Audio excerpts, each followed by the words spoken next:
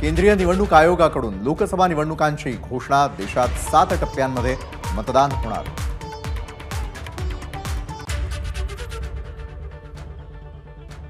देशात लोकसभेसाठी 7 टप्प्यात मतदान। 19 एप्रिल ते 1 जून या कालावधीत मतदान पार पडणार।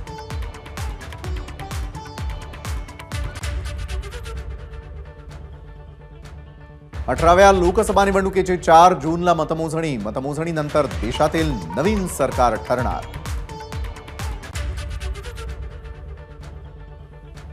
महाराष्ट्रातही 5 टप्प्यात मतदान पार पडणार। लोकसभेच्या 48 जागांसाठी मतदार मतदानाचा हक्क बजावणार। महाराष्ट्रात 19 एप्रिल, 26 एप्रिल, 7 मे, 13 मे आणि 20 मे या कालावधीत मतदान होणार, तर 4 जूनला मतमोजणी। महाराष्ट्रात 19 एप्रिलच्या पहिल्या टप्प्यात विदर्भातील भंडारा, गोंदिया, गडचिरोली, चंद्रपूर, नागपूर आणि रामटेक मतदारसंघात मतदान पार पडणार।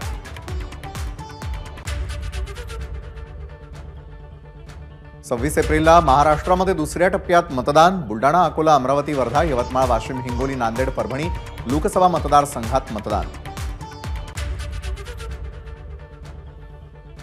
7 मे रोजी महाराष्ट्रामध्ये तिसऱ्या टप्प्यात मतदान। रायगड, बारामती, उस्मानाबाद, लातूर, सोलापूर, माढा, सांगली, सातारा, रत्नागिरी, सिंधुदुर्ग, कोल्हापूर, हातकणंगले या मतदारसंघात मतदान।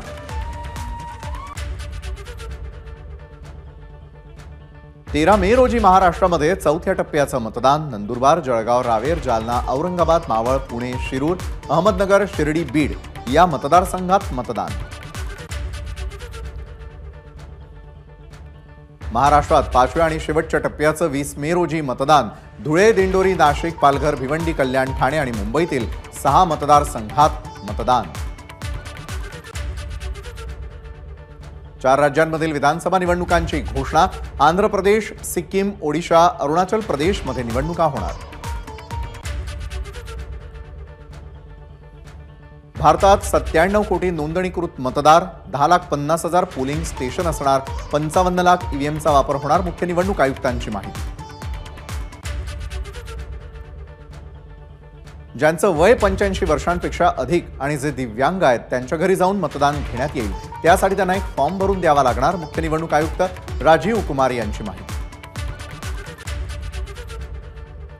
मतदार केंद्रावरती मतदारांसाठी विशेष सोयी असणार। मतदान केंद्रावर शौचालय, व्हीलचेअर, पिण्याच्या पाण्याची सुविधा असणार। सोशल मीडियाद्वारे अफवा पसरू देणार नाही। खोटी माहिती सोशल मीडियावरती टाकली असेल तर संबंधित यंत्रणा ती काढून घेण्यासाठी पावलं उचलू शकतात। मुख्य निवडणूक आयुक्तांची माहिती।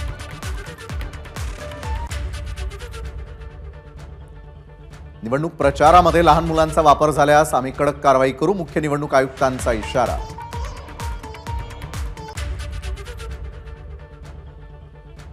ठाकरे गटात अनेक नेते नाराज। येत्या सोमवारी मोठा राजकीय भूकंप होईल। शिवसेनेचे आमदार संजय शिरसाट यांचा मोठा दावा।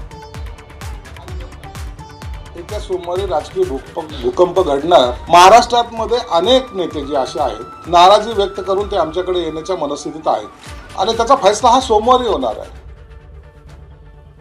मी लोकसभा लढवण्यासाठी इच्छुक, मात्र ठाकरे गट सोडणार नाही। अंबादास दानवेंचा खुलासा। तर खैरे नेहमीच डावलायचं काम करतात। दानवेंची पहिल्यांदा उघड चंद्रकांत खैरेंवर टीका। तर मागच्या 10 वर्षापासून लोकसभेसाठी इच्छुक आहे आणि म्हणून अजूनही कोणताही चेहरा साहेबांनी दिलेला नाही।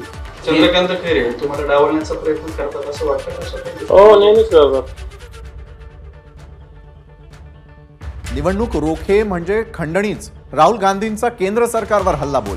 तर कंत्राटदार कंपन्या मोदी सरकारला देणग्या देतात। राहुल गांधींचा आरोप।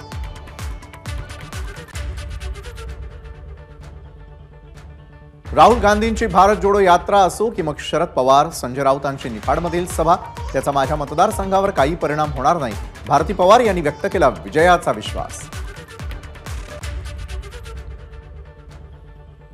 महाविकास आघाडीने हातकणंगलेमधून उमेदवार देऊ नये, तर मला बाहेरून पाठिंबा द्यावा। स्वाभिमानीचे नेते राजू शेट्टींचा महाविकास आघाडी समोर प्रस्ताव। तर महाविकास आघाडीमध्ये येण्यास राजू शेट्टींचा नकार।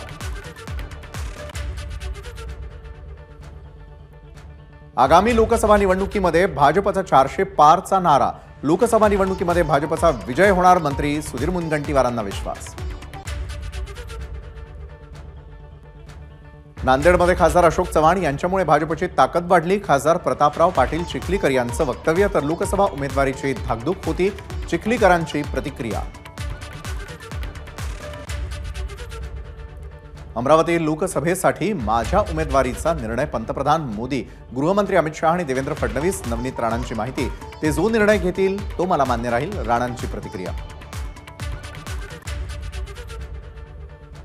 राज्यामध्ये व्यक्तिगत आरोप न करता खेळाडू वृत्तीनं ही निवडणूक व्हावी, भाजप प्रदेशाध्यक्ष चंद्रशेखर बावनकुळेंचा विरोधकांना टोला.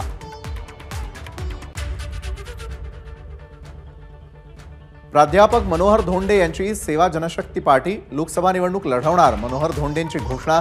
नांदेड लोकसभा निवडणूक स्वतः प्राध्यापक मनोहर धोंडे लढवणार असल्याची माहिती.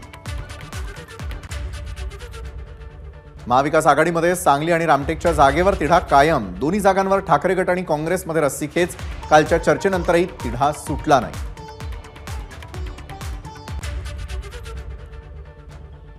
मावळच्या जागेवरून महायुतीमध्ये रस्सीखेच, शिंदे गटाचे खासदार श्रीरंग बारणे हेच उमेदवार असतील अशी चर्चा.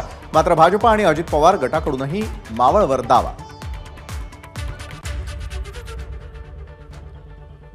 नाशिकच्या जागेवर शिवसेना भाजपचा दावा, नाशिकच्या जागेसाठी श्रीकांत शिंदेंकडून हेमंत गोडसेंच्या नावाची घोषणा. मात्र याला भाजपकडून विरोध, शिवसेनेकडून मतदार यादीची पडताळणी सुरू.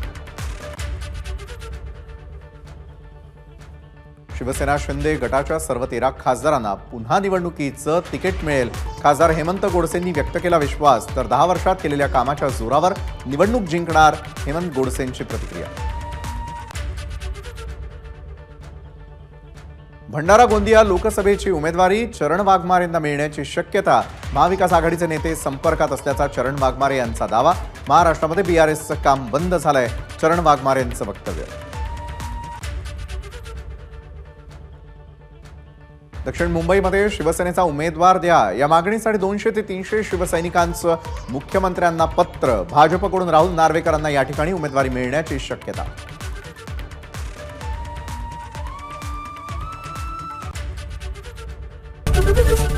एबीपी माझा, उघडा डोळे बघा नीट.